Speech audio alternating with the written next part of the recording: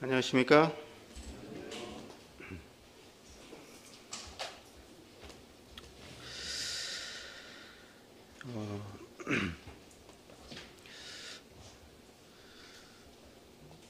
원래 광주 내려갔을 때 이제 혹시 기회가 있을까 하여 준비했던 말씀인데 함께 나누게 되기를 원합니다. 방금 저희가 찬송 부를 때 알았네, 나는 알았네 이렇게 찬송했잖아요. 우리가 무엇을 알아야 할지 함께 살펴보는 시간이 되기를 원합니다. 요한복음 17장 3절입니다.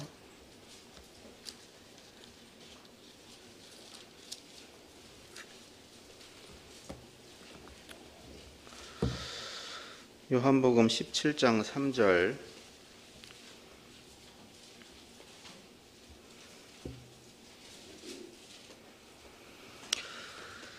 영생은 곧 유일하신 참 하나님과 그가 보내신 자 예수 그리스도를 아는 것이니이다.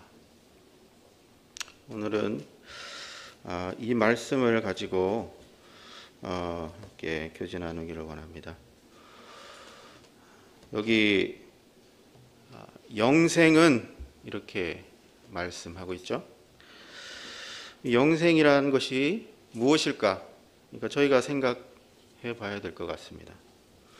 영생이라는 것은 영원한 생명, 이렇게 말할 수 있겠죠. 그렇다면 이 영원하다라는 것은 어떤 것일까요? 언뜻 저희가 쉽게 이해할 수 없는 개념입니다.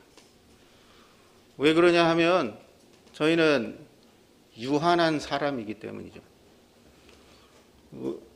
유한한 사람으로서 무한의 개념인 영원한 그러한 것을 이해할 수는 없는 것입니다. 근데 간단하게 이제 사전적으로 정의를 하자면 헬라어로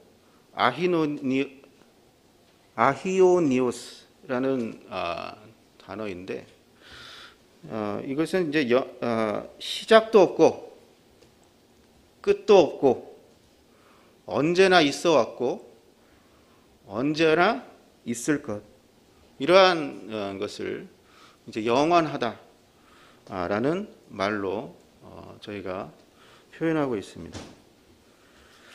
그래서 이것은 유한한 저희 사람의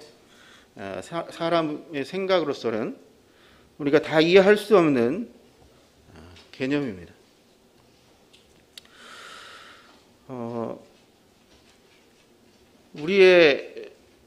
우리는 어떠합니까? 영원의 개념을 봤을 때 시작도 없고 끝도 없다라고 했는데 사람은 어때요? 분명히 이 세상에 태어난 날이 있습니다. 그리고 언젠간 죽을 날도 올 것입니다. 사람의 생명은 유한해요. 우리가 모두 꿈꾸는 것이 무엇입니까? 장수를 꿈꾸죠. 오래 살기를 바랍니다. 그렇지만 고작 100년을 넘기기가 쉽지 않습니다. 요즘은 80세 이상, 90세 이상, 80세까지 사시는 분들도 더러 있습니다만 90세 이상 넘어가면 장수하셨네, 이렇게 생각하시죠.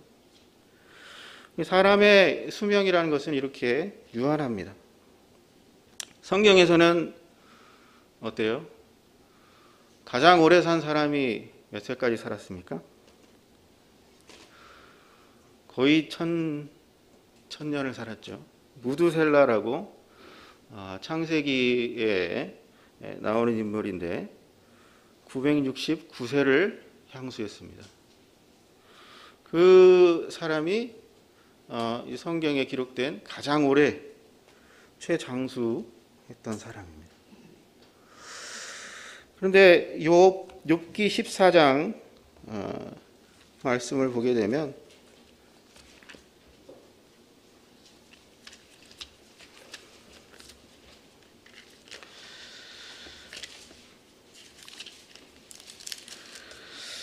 욥기 14장 1절부터 2절을 읽겠습니다. 여인에게서 난 사람은 사는 날이 적고 여인에게서 태어난 사람은 생애가 짧고 걱정이 가득하며 그는 꽃과 같이 자라나서 시들며 그림자같이 지나가며 머물지 아니하거늘. 조금 더 내려와서 10절, 10절부터 12절을 또 읽겠습니다. 장정이라도 죽으면 소멸되나니 인생이 숨을 거두면 그가 어디 있느냐. 물이 바다에서 줄어들고 강물이 잦아서 마름같이 사람이 누우면 다시 일어나지 못하고 하늘이 없어지기까지 눈을 뜨지 못하며 잠을 깨지 못하느니라. 이 욥기 14장에서 저희가 함께 읽은 말씀은 분명하게 말씀하고 있죠. 사람의 생은 정해져 있고 짧고 마치 바닷물이 마르고 강물이 마르는 것처럼 우리 삶이 시작을 했으면 그것이 점점 소진돼서 언젠가는 끝이 난다. 이것을 말씀하고 있습니다. 사람의 생명은 유한합니다. 이렇게 유한한 사람이고 우리의 삶이 이렇게 한순간 태어나서 이렇게 점점 말라가서 사그라질 생명인데 어떻게 우리는 이런 영원이라는 개념을 우리가 비록 다 이해하지는 못하지만 그러한 것을 생각하고 왜 우리는 장수하기를 꿈꾸고 중국의 어떤 황제는 어떻게 했어요? 우리가 이야기를 들어서 알고 있는데 진시황이라는 황제는 어땠습니까? 죽고 싶지 않아서 불로초를 구했다고 그랬죠. 사람의 마음 가운데 이러한 것이 있다라는 것입니다. 우리는 우리가 전혀 생각하지 못했던 것들을 생각하고 또 그러한 것을 고안해내는 사람들을 보면 굉장히 천재라고도 부르고 또 그러한 것들을 고안해낸 사람들이 일반 사람들에게 그러한 개념들을 잘 설명해 준다고 할지라도 일반 사람들은 잘 이해하기 어려운 경우가 종종 있습니다. 그런데 어떻게 우리 마음속에 우리 모두의 마음속에는 공통적으로 이런 마음이 영혼에 대해서 생각하는 그러한 마음이 생겼을까요? 이것은 하나님께서 우리 각 사람 마음에 그러한 것을 비춰주시고 그러한 것을 우리 마음에 심어주신 것입니다. 전도서 3장 11절 말씀을 보면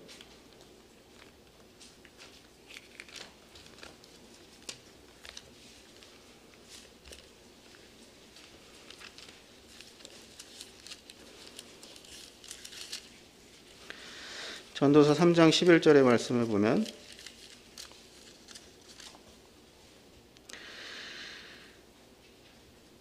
하나님이 모든 것을 지으시되 때를 따라 아름답게 하셨고 또 사람들에게는 영원을 사모하는 마음을 주셨느니라. 그래서 유한한 삶을 사는 인생이 영원을 사모하는 마음을 갖고 살아갑니다. 우리나라 사람들도 그러한 염원을 예로부터 갖고 왔죠. 그래서 그림을 그리고 이렇게 할 때에도 무엇을 그렸습니까? 십장생, 그래서 그 장수하는 게 예로부터 꿈이었어요. 그래서 어떻게 하면 오래 살까? 그림을 그릴 때도 그래서 10가지 오래 사는 것들, 이러한 것들을 그려 넣었습니다. 그것이 무엇입니까? 해, 산, 물, 돌, 구름 혹은 달, 소나무, 불로초, 거북이, 학, 사슴 혹은 대나무, 이런 것들이 이제 우리 선조들이 봤을 때 이런 것들은 굉장히 오래 산다. 그래서 장수를 염원하는 마음으로 그러한 것들을 그림으로 그려서 병풍으로 만들고 그렇게 해서 가지고 있었던 거죠. 근데 이러한 것들도 다 어떻습니까? 뭐 생물들은 뭐 말할 것도 없고, 나무, 어떤 나무는 굉장히 오래 살죠. 세상 이 지구에서 가장 오래 산 나무라고 하는 것이 얼마나 오래 살았는지 아십니까? 현재 우리 저번에 말씀드렸던 것 같은데 같은 건지 모르겠는데, 미국 캘리포니아 주에 있는 얼마나 오래 살았을까요? 4,853년. 현재까지는 그 나무가 가장 오래 산 최고령 나무라고 사람들이 얘기를 합니다. 소나무 종류인데, 그런데 이제 최근에는 또 뭐 5,000살 넘은 그런 5,000년이 넘은 나무가 있다. 칠레에 그런 나무가 있다라고 얘기를 하고 있는데, 그렇게 가장 오래 살았다고 하는 것들도 4,000년, 5,000년 이렇게 되죠. 그러면 태양은 어떻습니까? 우리 십장생 중에서 태양, 해 이렇게 그려놨는데 어때요? 해는 계속 있어 왔죠? 영원히 없어지지 않을 것 같죠?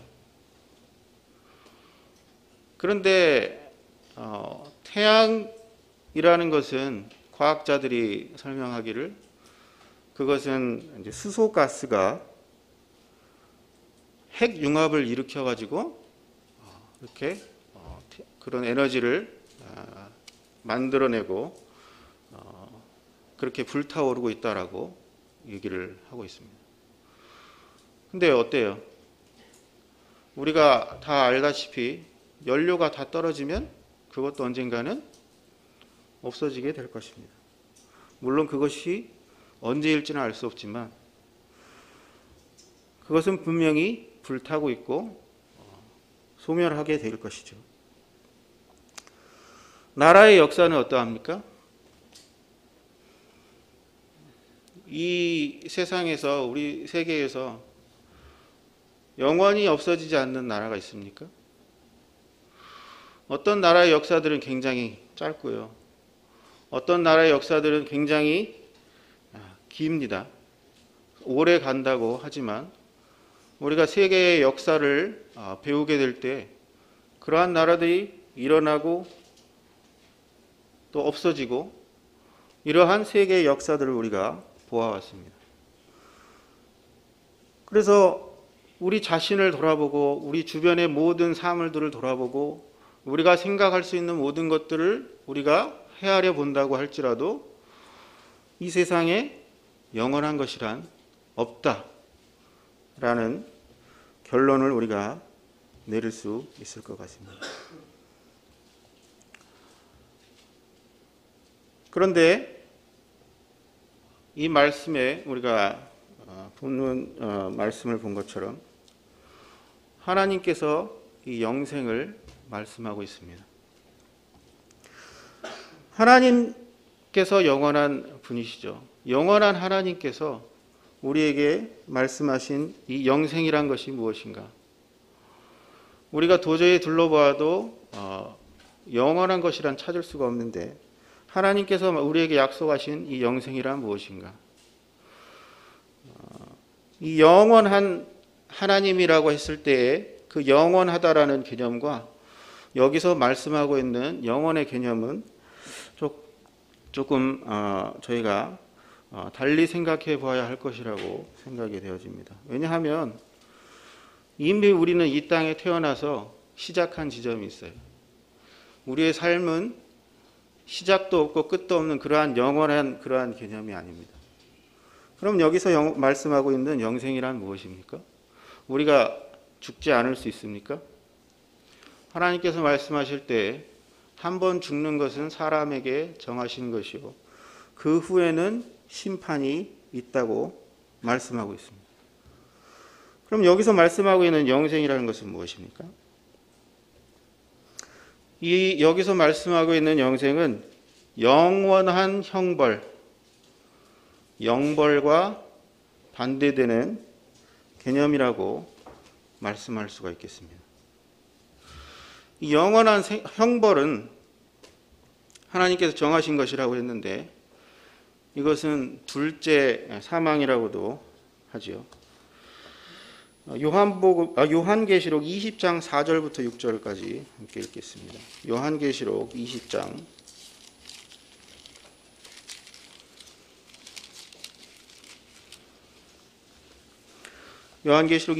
4절부터 함께 읽겠습니다.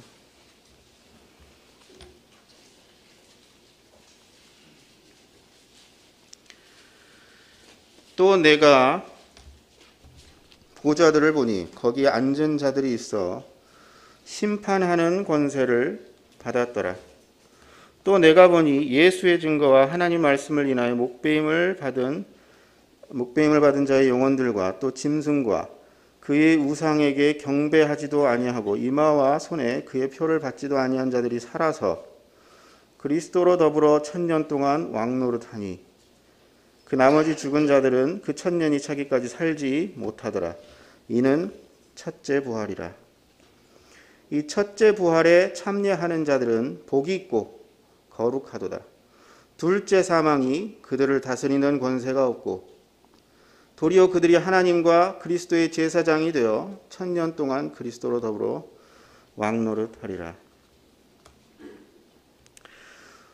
여기 저희가 읽은 말씀에 7년 대환란 가운데 예수님을 믿고 죽은 자들이 살아나는 것을 말씀하고 있습니다. 이것이 첫째 부활이라고 말씀하고 있죠. 그리고 이 첫째 부활에 참여하는 자들은 복이 있고 거룩하다고 말씀하시고 있습니다. 그리고 이 첫째 부활에 참여하는 자들은 둘째 사망이 그들을 다스리는 권세가 없다라고 말씀하고 있습니다. 좀 더 내려가서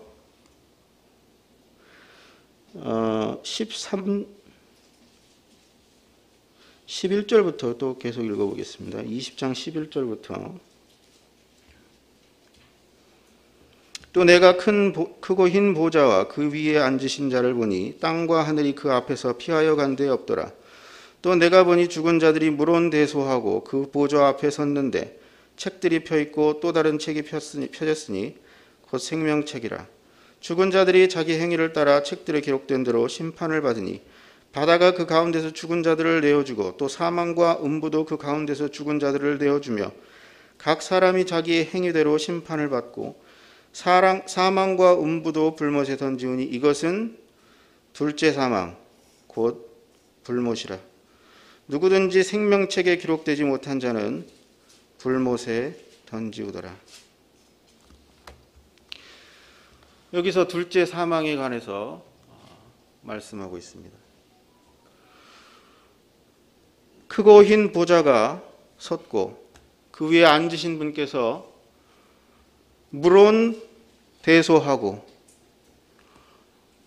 큰 자나 작은 자나 상관없이 모든 사람들이 자기 행위대로 심판을 받는다라고 말씀하고 있고 그 행위대로 심판을 받을 때에 생명책에 기록되지 못한 자가 불못에 던지우는데 이것이 둘째 사망이라고 말씀하고 있죠. 이 둘째 사망, 영원한 불못에 빠지는 영원한 형벌을 받지 않는, 그것이 여기서 말씀하고 있는 이 영생의 개념입니다. 그냥 우리가 언뜻 생각하기에 단어적으로 영원히 그냥 뭐 죽지도 않고 끝없이 그렇게 단순히 그러한 삶을 사는 그러한 것을 의미하는 것이 아니라, 우리가 이 땅에 태어났고 또 한 번 죽게 될 것이지만 하나님께서 정하신 이 영원한 불못 가운데 떨어지는 형벌을 면할 수 있는 그러한 생명을 여기서 말씀하고 있죠. 또 그러면 여기서 말씀하고 있는 첫째 부활에 대해서 말씀하고 있는데, 고린도전서 15장 48절부터 함께 읽도록 하겠습니다. 고린도전서 15장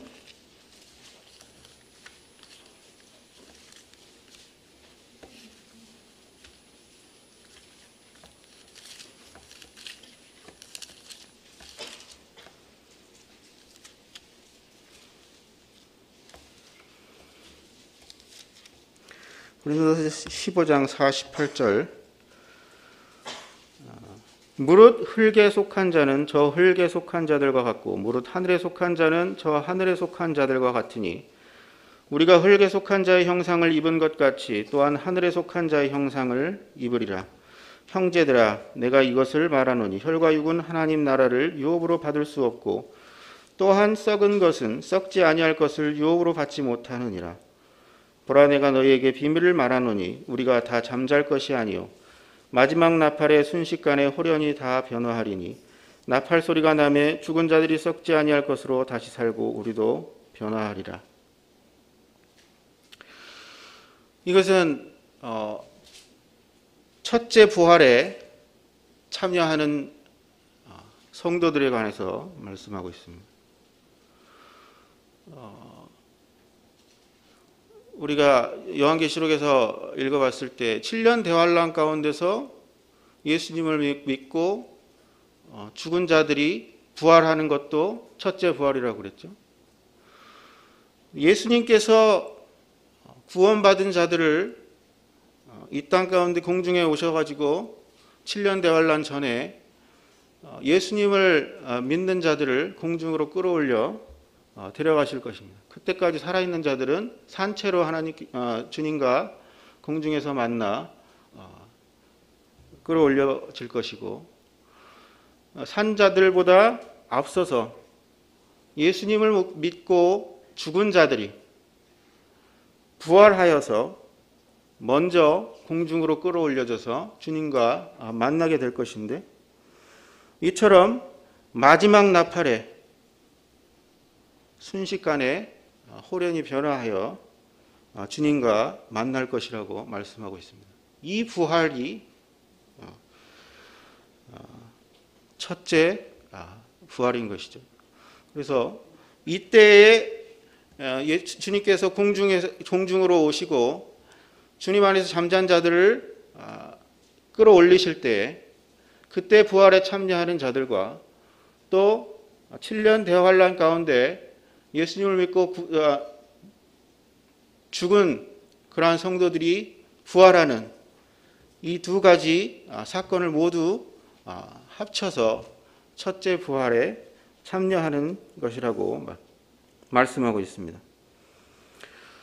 그래서 여기서 말씀하고 있는 영생이라는 것은 이 첫째 부활에 참여하는 자들, 또 둘째 사망이 다스리는 권세가 없는 이 첫째 부활에 참여하는 자들이 소유하게 될 생명이라는 것입니다. 이 영생은 그러면 어떻게 우리가 얻을 수 있겠습니까? 성경에서 우리가 읽은 말씀에서 보면 영생은 곧 유일하신 참 하나님과 그가 보내신 자 예수 그리스도를 아는 것입니다. 이렇게 말씀하고 있습니다.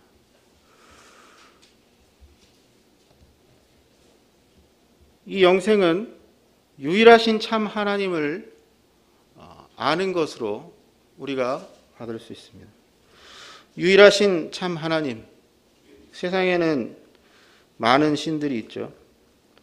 힌두교를 보면 신들이 굉장히 많다고 그래요.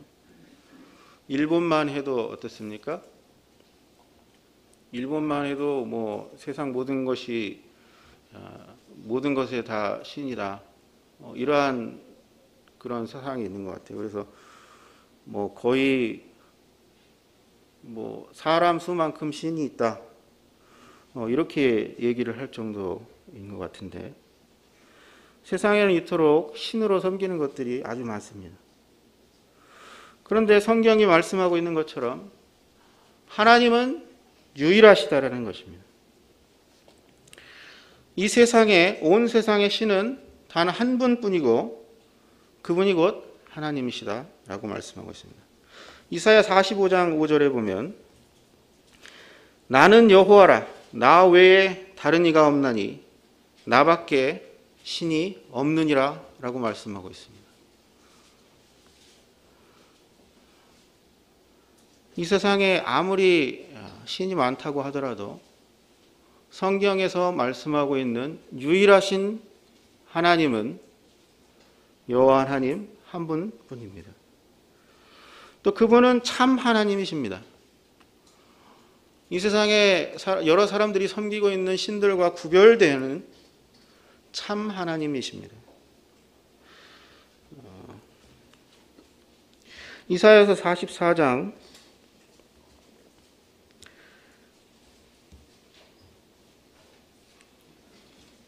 6절부터 함께 읽어보겠습니다.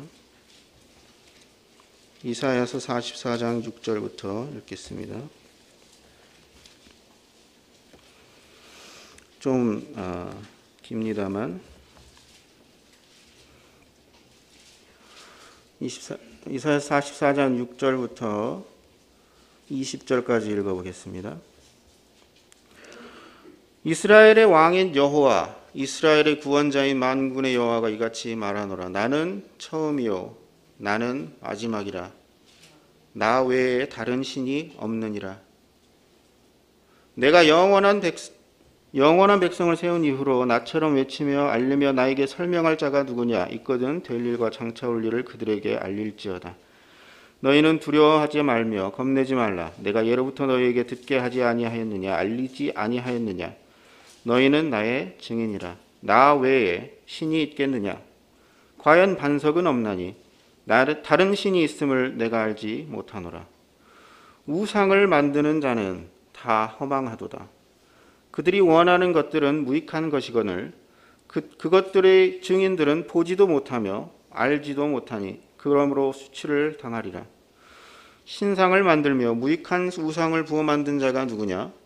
보라 그와 같은 무리들이 다 수치를 당할 것이라. 그 대장장이들은 사람일 뿐이라. 그들이 다 모여서서 두려워하며 함께 수치를 당할 것이니라. 철공은 철로 연장을 만들고 숯불로 일하며 망치를 가지고 그것을 만들며 그의 힘센 팔로 그 일을 하나. 배가 고프면 기운이 없고 물을 마시지 아니하면 피로하니라. 목공은 줄을 느려 재고 붓으로 긋고 대패로 밀고 곡선자로 그어 사람의 아름다움을 따라 사람의 모양을 만들어 집에 두게 하며 그는 자기를 위하여 백향목을 베며 디르사나무와 상수리나무를 취하며 숲의 나무들 가운데서 자기를 위하여 한 나무를 정하며 나무를 심고 비를 맞고 자라게도 하느니라. 이 나무는 사람이 땔감을 삶는 것이거늘 그가 그것을 가지고 자기 몸을 덮게도 하고 불을 피워 떡을 굽기도 하고 신상을 만들어 경배하며 우상을 만들고 그 앞에 엎드리기도 하는구나. 그 중에 절반은 불에 사르고 그 절반으로는 고기를 구워 먹고 배불리며 또 몸을 덮게 하여 이르기를 아하 따뜻하다 내가 불을 보았구나 하면서 그 나머지로 신상 곧 자기의 우상을 만들고 그 앞에 엎드려 경배하며 그것에게 기도하여 이르기를 너는 나의 신이니 나를 구원하라 하는도다. 그들이 알지도 못하고 깨닫지도 못함은 그들이 눈이 가려서 보지 못하며 그들이 마음이 어두워져서 깨닫지 못함이니라. 마음에 생각도 없고 지식도 없고 총명도 없으므로 내가 그것의 절반을 불로 사르고 또한 그 숯불 위에서 떡도 굽고 고기도 구워 먹었거늘 내가 어찌 그 나머지로 가증한 물건을 만들겠으며 내가 어찌 그 나무 토막 앞에 굴복하리오 말하지 아니하니 그는 죄를 먹고 허탄한 마음에 미혹되어 자기의 영혼을 구원하지 못하며 나의 오른손에 거짓 것이 있지 아니하냐 하지도 못하느니라.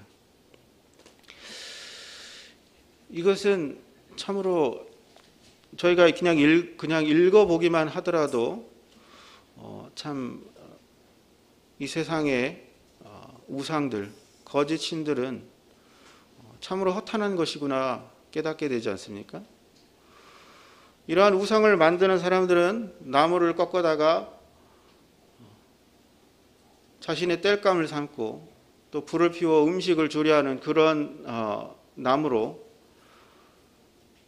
그 동일한 나무로 우상을 만들어서 그렇게 섬기고 그렇게 허탄한 것을 섬기는 것을 볼 수 있습니다.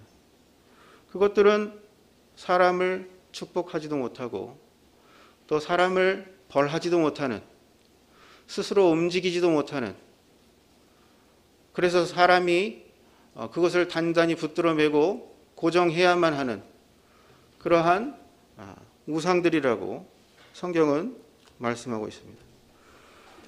그런데 이러한 우상들과 같지 아니한 참 하나님,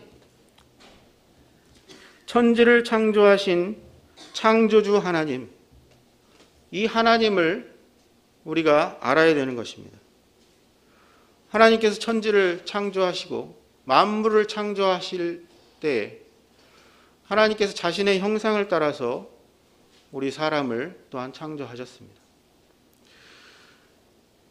저작권 얘기 이슈가 요즘 있었고 그랬는데 어떻습니까? 자기가 만든 건 자기가 주인이라는 것이죠.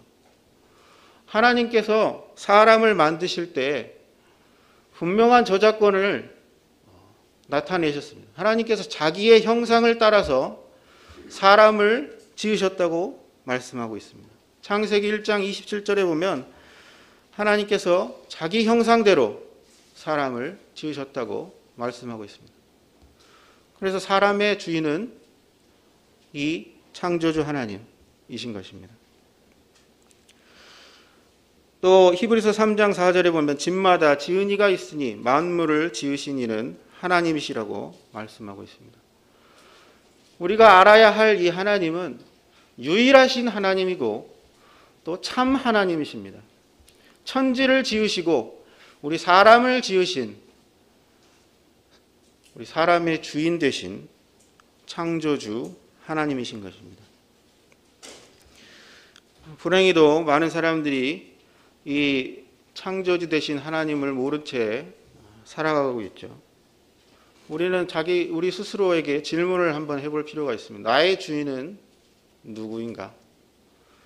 나는 이 천지를 지으시고 사람을 지으신 나의 주인 되신 하나님을 알고 있는가? 그분을 나의 주인으로 알고 있는가? 이러한 것들을 우리 스스로 질문해 볼 필요가 있다고 생각이 됩니다.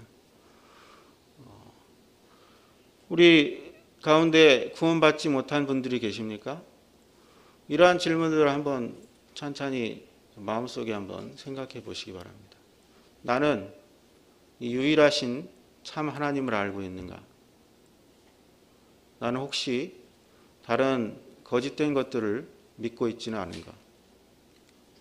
내가 의지하고 있는 것들이 정말 나에게 어떠한 의미가 있는가? 그것들이 나에게 무엇을 해줄 수 있는가? 나의 주인은 누구인가? 나는 내 마음대로 살아가고 있는가? 아니면 다른 어떤 악한 의지에 따라 떠밀려서 그렇게 살아가고 있는가?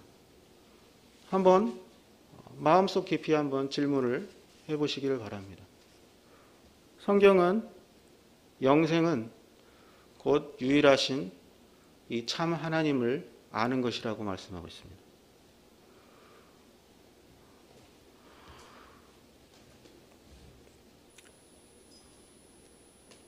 그래서 이 주인 되신 하나님께서 자신의 주인됨을 거절하고 자기 멋대로 살아가는 인생들을 벌하시는 것은 참으로 합당한 일입니다. 그래서 우리가 앞서 살펴보았듯이 둘째 사망, 영원한 형벌, 지옥, 불못, 이 심판을 준비하신 것은 하나님으로서는 마땅히 하셔야 할, 당연히 하실 수밖에 없는 그러한 것이죠. 그런데 하나님은 사랑이십니다. 요한복음 3장 16절을 함께 읽겠습니다. 우리 너무나 잘 알고 계시죠? 요한복음 3장 16절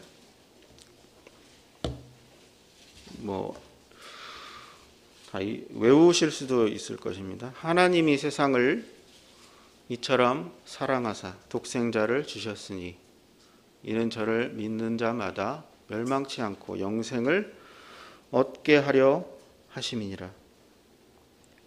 영생은 곧 유일하신 참 하나님과 그가 보내신 자 예수 그리스도를 아는 것이다 라고 말씀하고 있습니다.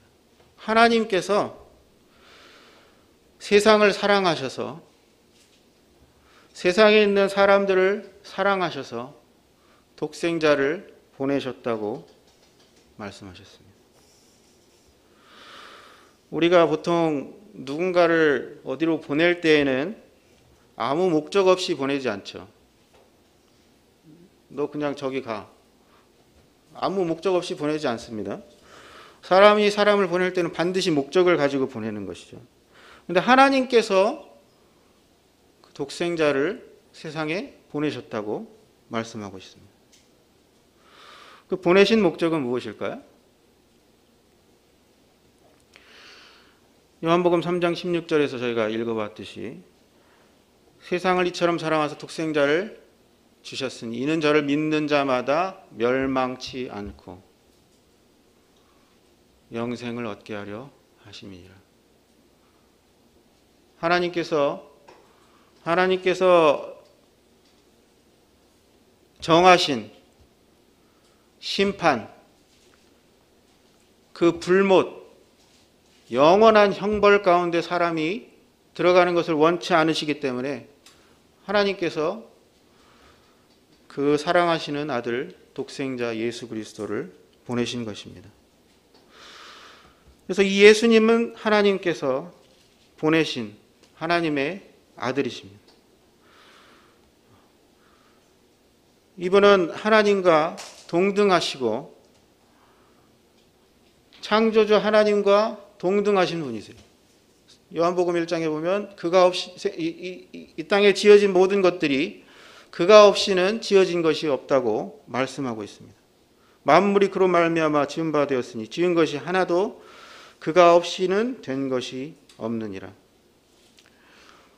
이러한 하나님과 동등하신 분께서 하나님께서 보내신 목적을 따라서 이 땅에 오셨습니다. 그 보내신 목적은 요한일서 4장 9절에는 하나님의 사랑이 우리에게 이렇게 나타난 바 되었으니 하나님이 자기의 독생자를 세상에 보내심은 그로 말미암아 우리를 살리려 하심이라.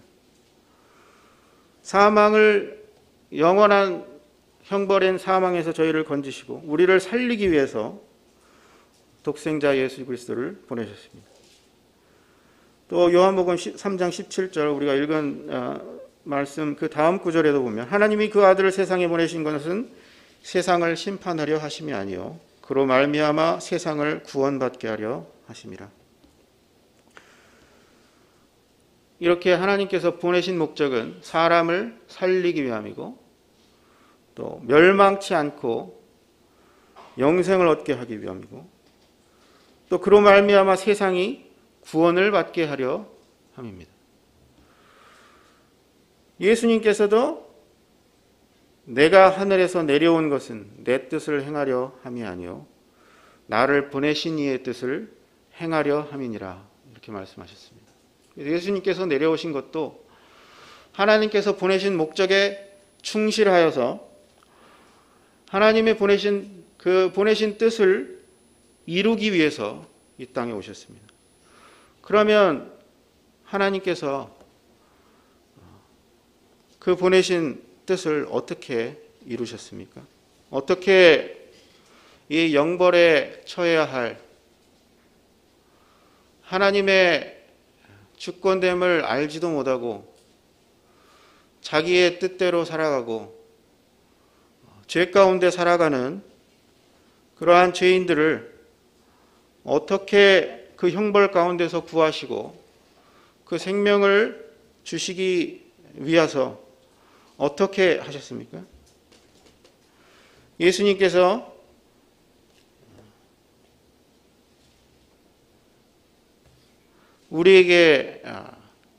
우리가 치러야 할 죄의 값을 대신 치르셨다고 말씀하고 있습니다. 로마서 6장 23절에서는 죄의 값이 사망이라고 말씀하고 있고, 히브리서 9장 22절에는 피 흘림이 없으면 용서가 없다라고 말씀하고 있습니다. 죄의 값은 하나님께서 정하신 죄의 값은 사망이라고 말씀하고 있고, 피 흘림이 없으면 용서가 없다고 말씀하고 있습니다. 예수님께서 우리 죄를 대신 갚기 위해서 십자가를 지셨습니다. 이 십자가는 로마에서 정한 흉악한 죄인을 처형하는 형벌이었는데, 하나님과 동등하신 예수님께서 육신을 입으시고 이 땅 가운데 오셔서 본인의 죄가 아닌 우리의 죄를 대신 지고 대신 형벌을 받으신 것입니다. 하나님이 요구하시는 죄의 정당한 값을 예수님께서 대신 치러주신 것입니다. 마태복음 20장 28절에 보면 인자가 온 것은 섬김을 받으려 함이 아니라 도리어 섬기려 하고 자기 목숨을 많은 사람의 대속물로 주려 함이니라. 하나님의 아들 예수님께서 자기의 목숨을 우리 죄를 대신 갚는 대속물로 주셨습니다.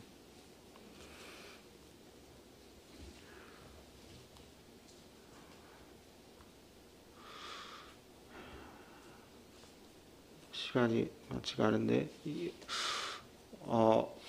영생은 우리가 살펴본 이 말씀, 요한복음 17장 3절의 말씀, 영생은 곧 유일하신 참 하나님과 그가 보내신 자 예수 그리스도를 아는 것이다.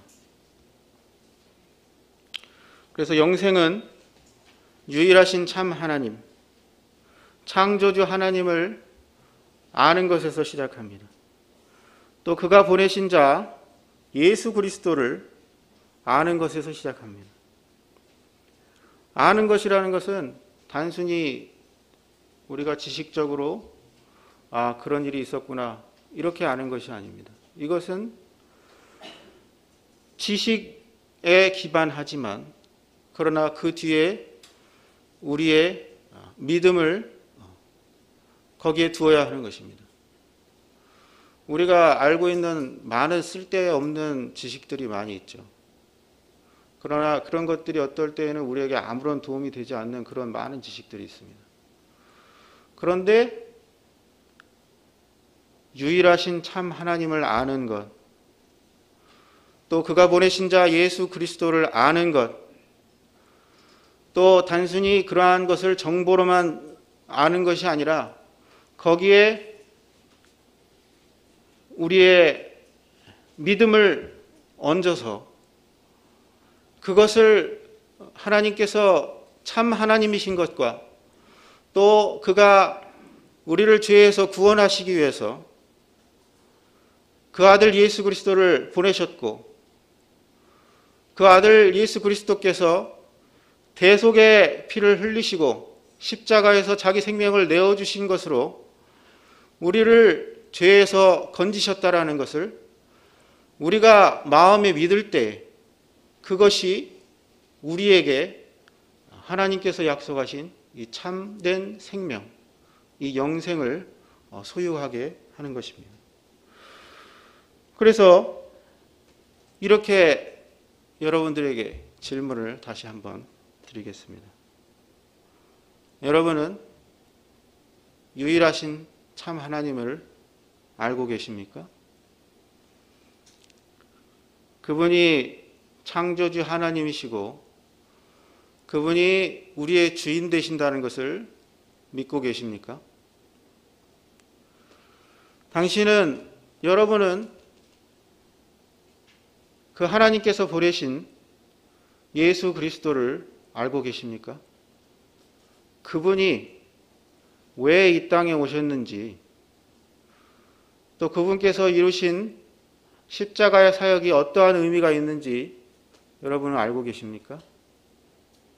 그것이 나를 위해 예수님께서 흘리신 그 십자가의 보혈이 나를 위해 흘리신 보혈이라는 것을 여러분은 마음에 믿고 계십니까? 이러한 사실들을 여러분께서 단순한 지식이 아닌 마음의 믿음으로 말미암아 하나님께서 허락하신, 하나님께서 저에게 베풀어 주신 이 영원한 생명을 소유하게 되시기를 바랍니다. 하나님께서는 이 아들 예수 그리스도를 통해서 영원한 형벌 가운데서 저희를 건져주시기를 기뻐하셨습니다. 디도서 1장 2절 말씀을 보면 이 영생은 거짓이 없으신 하나님이 영원 전부터 약속하신 것이다 라고 말씀하고 있습니다. 디도서 1장 2절 말씀인데 영원하신 하나님께서 영원 전부터 약속하신 것이다. 시작도 없고 끝도 없으신 항상 계시는 하나님께서 영원 전부터 천지를 창조하시고 사람을 지으시기 전부터 우리 사람들을 죄에서 구원하시고 이 영생을 주시기를 결정하셨습니다. 하나님께서 영원 전부터 이렇게 결심하셨는데, 그리고 결심하신 그 결심대로 아들을 보내셔서 이루신 일인데 여러분께서는 어떻게 하시겠습니까? 성경을 살펴보면 이러한 분명한 하나님의 말씀들이 있고 또 증거하신 말씀들이 많습니다. 이러한 말씀을 듣고 또 이러한 성경의 약속들을 받고도 하나님의 자비하심과 또한 그분의 은혜의 호의를 거절하지 않으시게 되기를 바랍니다. 영생은 곧 유일하신 참 하나님과 그의 보내신 자 예수 그리스도를 아는 것이라고 말씀하고 있습니다. 참 하나님 또 우리의 구주 되신 예수 그리스도를 마음에 믿으시고 영원한 생명을 얻게 되시기를 바랍니다. 이상입니다.